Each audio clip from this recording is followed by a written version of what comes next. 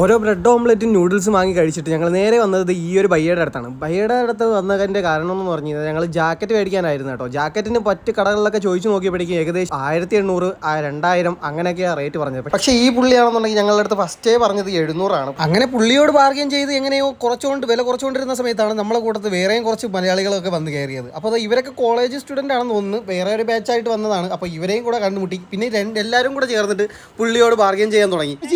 ഒന്ന് വില ഭയ്യ 300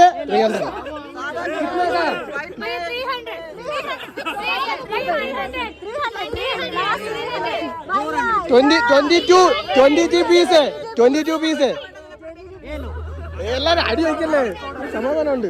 അങ്ങനെ പുള്ളിയോട് സംസാരിച്ച് എങ്ങനെയോ 300 പറഞ്ഞു നോക്കി. പക്ഷേ പുള്ളി സമ്മതിക്കാത്തത് കൊണ്ട് തന്നെ നമ്മൾ 400-നാണ് ഈ ഒരു പീസും കാര്യങ്ങളൊക്കെ വാങ്ങിച്ചത്. അപ്പോൾ ഏകദേശം നമ്മൾ എല്ലാവരും കൂടെ ചേർന്ന് ജാക്കറ്റും വാങ്ങിച്ചിട്ട് നേരെ നമ്മൾ റൂമിലോട്ട് പോയി.